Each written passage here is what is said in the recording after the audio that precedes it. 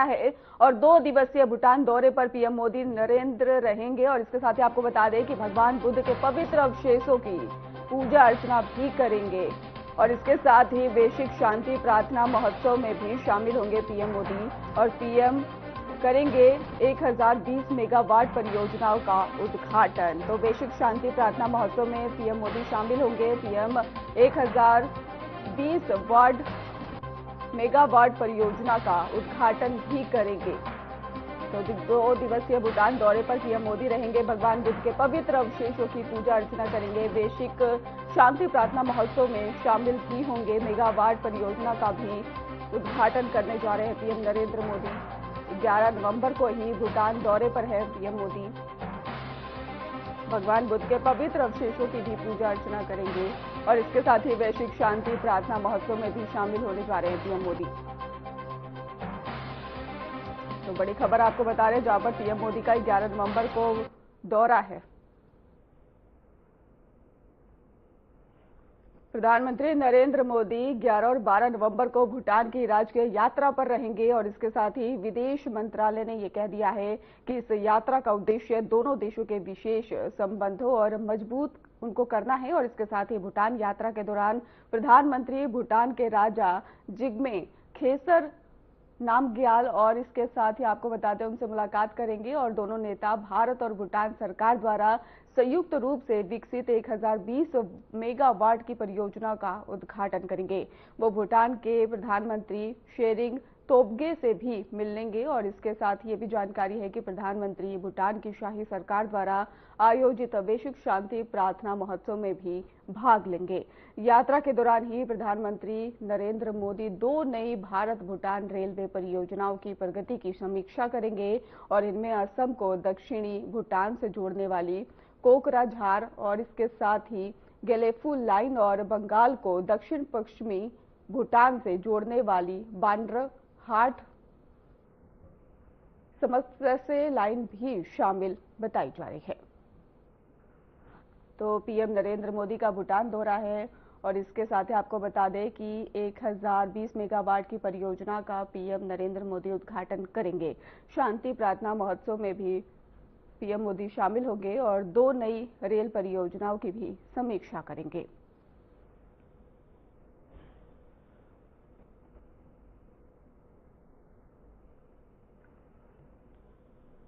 हरियाणा के मुख्यमंत्री नायब सिंह सैनी ने कांग्रेस सांसद और लोकसभा नेता प्रतिपक्ष राहुल गांधी के वोट चोरी के आरोपों पर कटाक्ष किया है। आपको बता दें कि सीएम सैनी ने कहा है कि राहुल गांधी के पास कोई ठोस मुद्दा नहीं है, वे उन्हें आराम से बैठ जाना चाहिए। उन्होंने ये भी कहा कि राहुल गांधी संविधान के लिए खतरा नहीं है।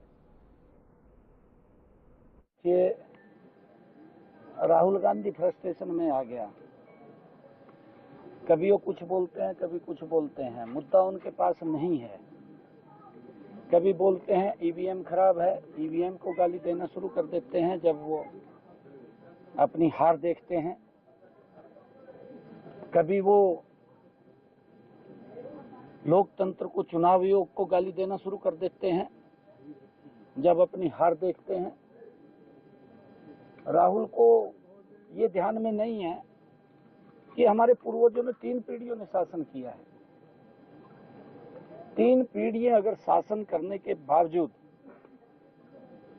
अगर उनके पास मुद्दा भी नहीं है तो फिर राहुल गांधी को तो कहीं बैठ जाना चाहिए आराम से। उसको कभी वो उस पवित्र संविधान की बुक को उठा करके स्थान स्थान घूमता है कि अगर तीसरी बार प्रधानमंत्री मोदी जी बन गए तो संविधान को खतरा हो जाएगा। अरे राहुल बाबा, संविधान को कोई खतरा नहीं है। आप वोट चोरी की बात कर रहे हैं, इस मुद्दे को लेकर कौन इस व्यक्ति को इस प्रकार की स्क्रिप्ट लिख करके देता है? पहले तो उसको ही सम्मानित करना चाहिए कि कौन व्यक्ति इसको स्क्रिप्ट लिख करके देता है। फिर सबसे बड़ा सम्मानित इसको करना चाहिए क्योंकि उसको पेश कर देता है। ये भी नहीं देखता कि इसके परिणाम क्या होंगे, ये भी नहीं देखता। कितनी मट्टी पलीत कर दी इस बयान से राहुल की नहीं हुई, कांग्रेस की होगी। कांग्रेस की इतनी मट्टी पलीत होगी, लोग समझ रहे हैं। पत्रकार बेचारे जहां जहां इसने नाम लिया वहां जाकर के देख रहे हैं, उन लोगों को मिल रहे हैं। वो कह रहे जी हम तो वोट भी डाल लिया, हमारी तो वोट यहाँ बनी हुई है, यहाँ तो कोई डुप्लीकेट वोट नहीं है। परंतु इसके पास कहां से, आजकल एआई का जमाना है और एआई के माध्यम से पता नहीं क्या क्या गढ़ करके, ये आज भी यही समझता है कि किसी को कुछ मालूम नहीं है, क्योंकि आजकल टेक्निक एडवांस हो गई है। लोग तो तुरंत उसकी जानकारी लेते हैं, परंतु जिस प्रकार से इस मुद्दे के ऊपर कांग्रेस की मट्टी पलीत हुई है, मुझे ऐसा लगता है आगे ये कहेगा कि मोदी ने कांग्रेस चोरी कर लिया, ये भी कहेगा आने वाले समय।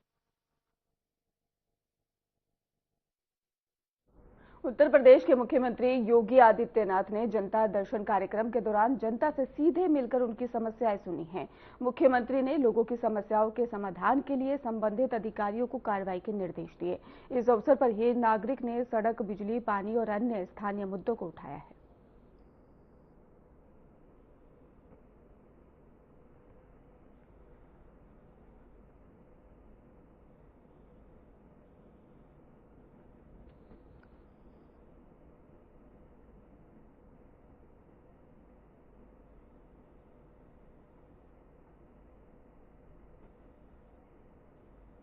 तो नागरिकों से सीएम योगी आदित्यनाथ मिले हैं और उनकी समस्याओं को भी सुना है और इसके साथ ही उनकी समस्याओं का समाधान करने का भी आश्वासन दिया है। आपको बता दें, सड़क, बिजली, पानी जैसे मुद्दे उठे थे, जिसको लेकर अब सीएम योगी आदित्यनाथ लोगों से उन्होंने मुलाकात की है, उनकी समस्याओं को जाना है, समझने की कोशिश की है और समाधान का भी आश्वासन दिया है। तो गोरखपुर में निकली एकता यात्रा, वंदे मातरम का सामूहिक गायन और सरदार पटेल जयंती पर आयोजन। सीएम योगी ने कार्यक्रम में भाग लिया है, एकता और राष्ट्र भावना का संदेश दिया है। तो आपको बता दें, सीएम योगी ने कार्यक्रम में भाग लिया है और एकता और राष्ट्र भावना का संदेश भी दिया है। तो लाइव तस्वीरें आपको दिखा रहे हैं, जहां पर गोरखपुर में एकता यात्रा निकली है, वंदे मातरम का सामूहिक गायन भी हुआ है, सरदार पटेल जयंती का आयोजन है।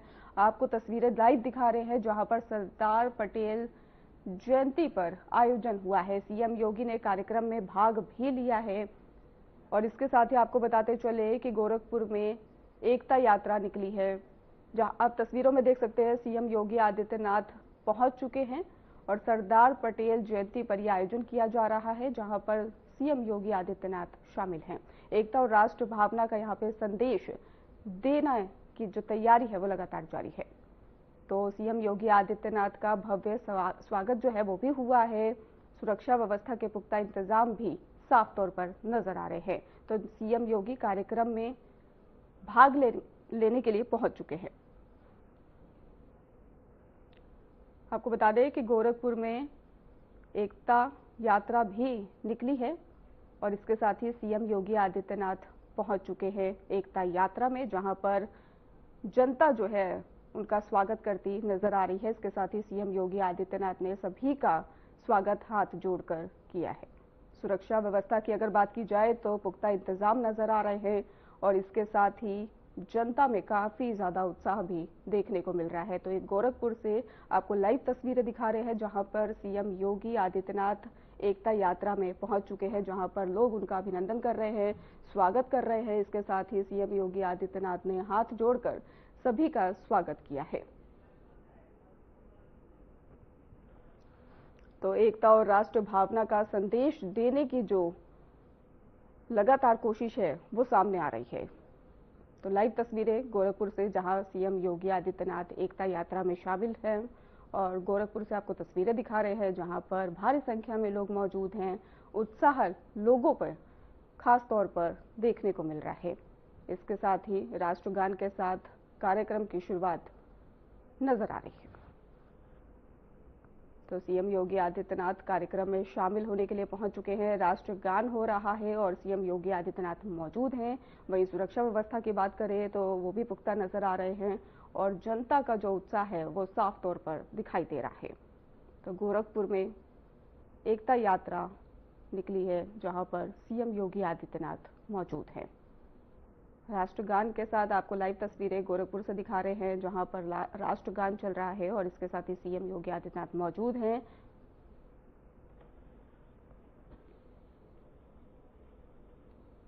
तो गोरखपुर से आपको लाइव तस्वीरें दिखा रहे हैं, जहां पर सीएम योगी आदित्यनाथ मौजूद हैं। इसके साथ ही लोगों में काफी ज्यादा उत्साह देखने को मिल रहा है। और बात करें एकता यात्रा की, तो उस कार्यक्रम में सीएम योगी आदित्यनाथ मौजूद हैं। गोरखपुर से आपको लाइव तस्वीरें दिखा रहे हैं, जहां पर राष्ट्रगान फिलहाल चल रहा है।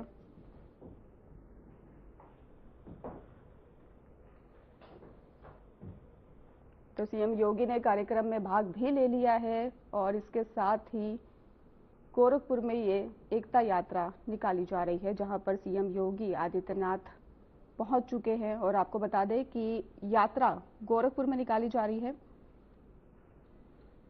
सीएम योगी गोरखपुर एकता यात्रा में शामिल हो चुके हैं। आपको बता दें कि वो 2 किलोमीटर तक पैदल चलेंगे और इससे पहले उन्होंने गोरखपुर मंदिर में भी 200 लोगों की समस्याएं सुनी और लौह पुरुष के नाम से ही विख्यात भारत रत्न सरदार वल्लभ भाई पटेल की 150वीं जयंती के मौके पर यह यात्रा निकाली जा रही है।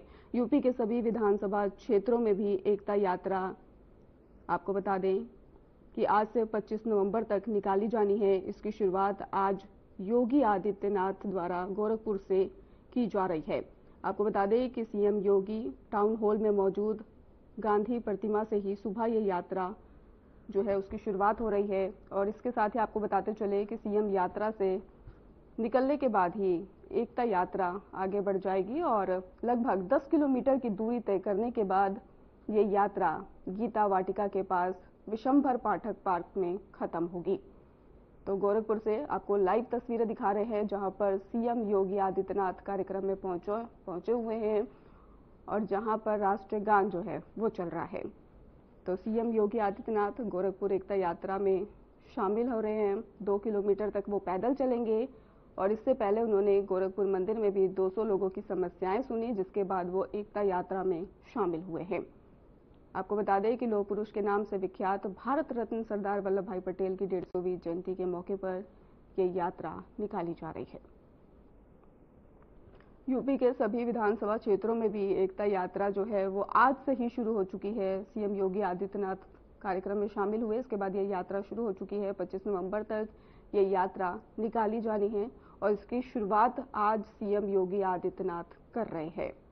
योगी टाउन हॉल में मौजूद गांधी प्रतिमा से ही सुबह ये यात्रा जो है उसकी शुरुआत हो चुकी है और वो गोलघर काली मंदिर तक ये जाएंगे यात्रा जो है। और आपको बताते चले कि यहाँ सरदार पटेल की प्रतिमा पर माला चढ़ाकर सीएम योगी आदित्यनाथ श्रद्धांजलि भी देंगे। तो यहाँ से सीएम यात्रा से ही निकल जाएंगे और एकता यात्रा आगे बढ़ जाएगी। आपको बता दें कि 10 किलोमीटर की दूरी तय करने के बाद यह यात्रा गीता वाटिका के पास विशंभर पाठक पार्क में खत्म होगी।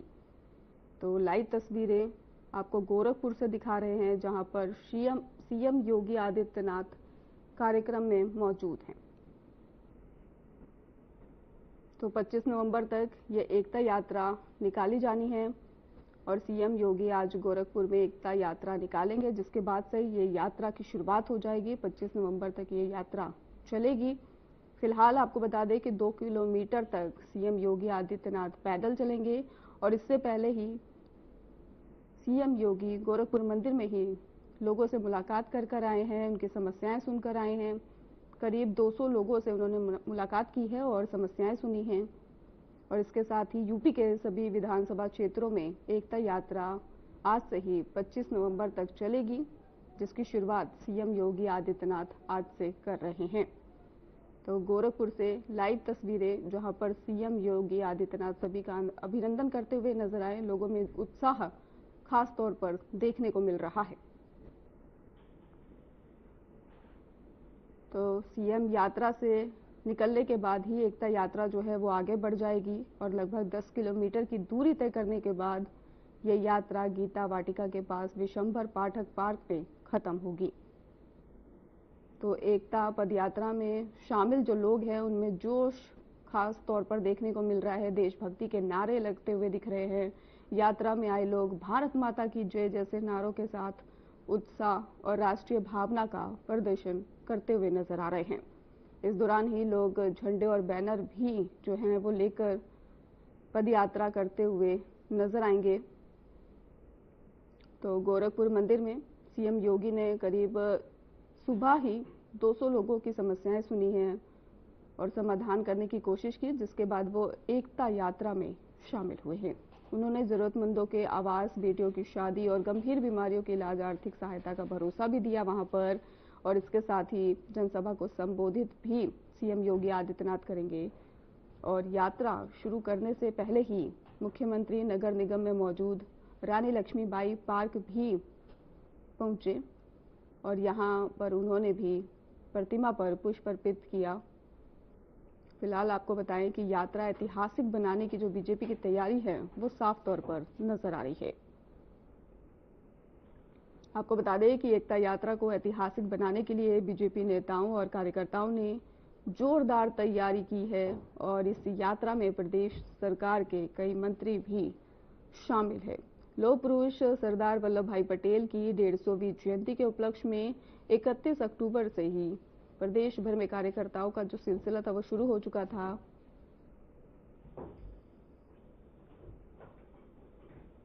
तो गोरखपुर से आपको लाइव तस्वीरें दिखा रहे हैं जहां पर सीएम योगी आदित्यनाथ एकता यात्रा में शामिल हैं। और इसके साथ ही आपको बता दें कि यह यात्रा जो है 10 किलोमीटर चलेगी, जिसमें 2 किलोमीटर सीएम योगी आदित्यनाथ चलेंगे। तो गोरखपुर से आपको लाइव तस्वीरें जहां पर सीएम योगी आदित्यनाथ मौजूद है कार्यक्रम में और ये एकता यात्रा निकाली जानी है जो आज से इसकी शुरुआत हो रही है।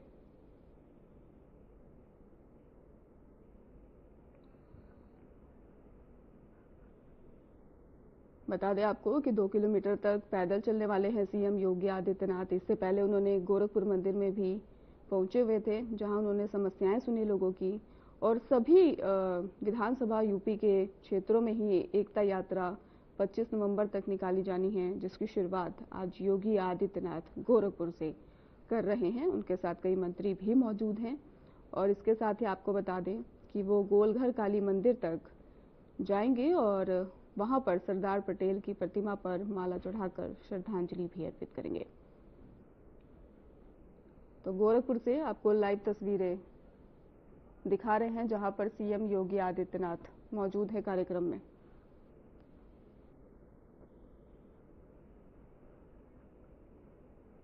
तो गोरखपुर से आपको लाइव तस्वीरें दिखा रहे हैं जहां पर एकता यात्रा निकाली जानी है, जिसकी शुरुआत के लिए सीएम योगी आदित्यनाथ कार्यक्रम में मौजूद हैं। 2 किलोमीटर तक पैदल चलेंगे और इससे पहले उन्होंने आपको बताते चले कि गोरखपुर मंदिर में भी 200 लोगों की समस्याएं सुनी हैं। लौह पुरुष के नाम से विख्यात भारत रत्न सरदार वल्लभ भाई पटेल की 150वीं जयंती के मौके पर ये यात्रा निकाली जा रही है। तो यूपी के सभी विधानसभा क्षेत्रों में एकता यात्रा आज से 25 नवंबर तक निकाली जानी है।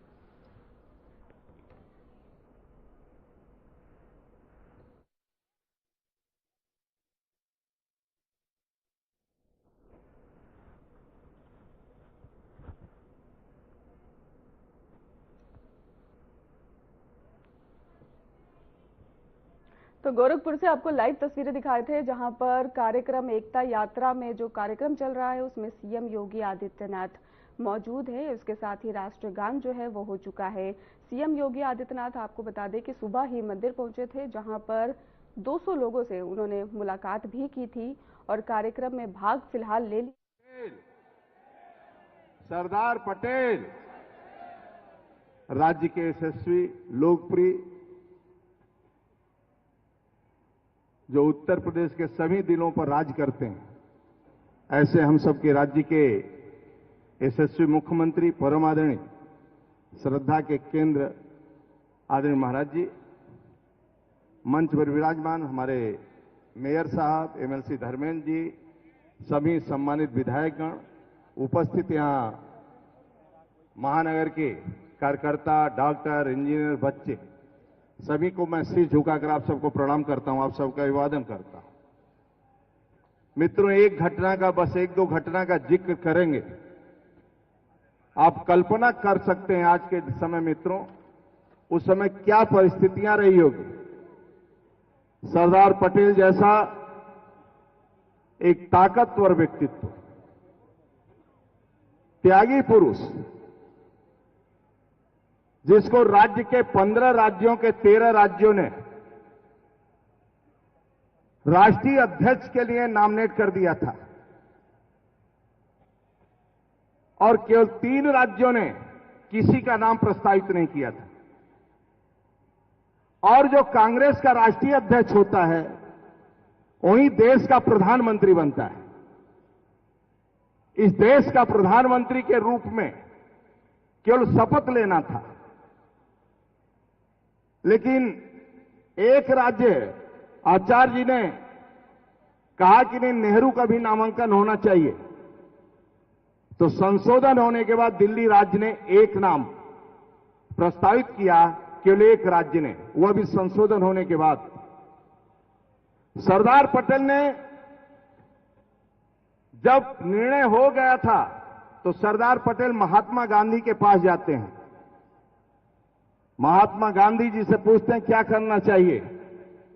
महात्मा गांधी कहते हैं कि पर्चा वापस लेना चाहिए। ऐसा व्यक्तित्व, इतना महान व्यक्ति, एक शब्द तर्क नहीं किया, वितर्क नहीं किया। चाहते तो सरदार पटेल विद्रोह भी कर देते तो पूरा देश उनके साथ था, लेकिन महात्मा गांधी के एक बात पर वापस आते हैं, पर्चा वापस लेते हैं मित्रों। फिर राष्ट्रीय अध्यक्ष नेहरू बनते हैं।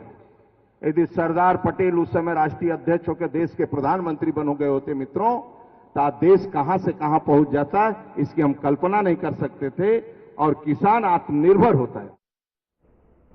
चलिए देहरादून से आपको खबर बता दें, जहां पर रजत जयंती कार्यक्रम है और रजत जयंती कार्यक्रम में शामिल होंगे सीएम धामी। आपको बता दें कि विधानसभा गैरसैंण में ये कार्यक्रम होगा और विधानसभा परिसर में कार्यक्रम जो होगा, राज्य स्थापना दिवस पर प्रदर्शनी भी लगेगी। पुरस्कार वितरण में पहुंचेंगे सीएम धामी।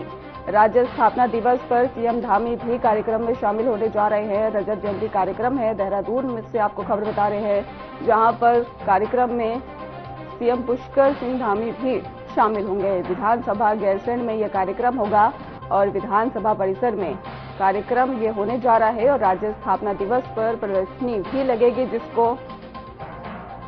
आपको बता दें बड़ी अपडेट ये सामने आ रही है कि सीएम धामी अब कार्यक्रम में शामिल हो चुके हैं, पुरस्कार वितरण में पहुंच चुके हैं और राज्य स्थापना दिवस पर प्रदर्शनी भी लगी हुई है। और लाइव तस्वीरें आपको दिखा रहे हैं देहरादून से, जहां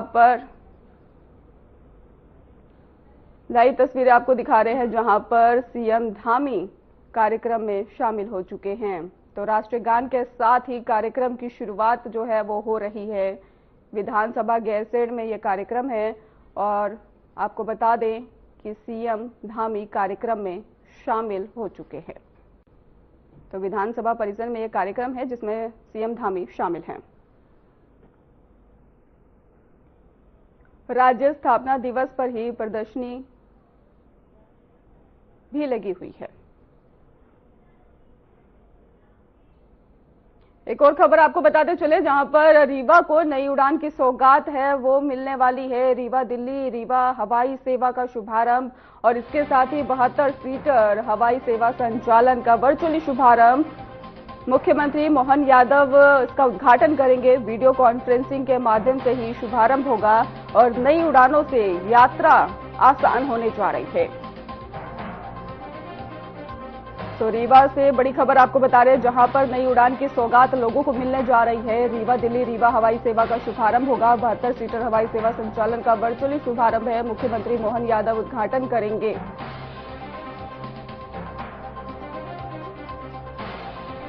फिलहाल खास बुलेटिन में बस इतना ही। आगे की खबरों के लिए आप देखते रहिए।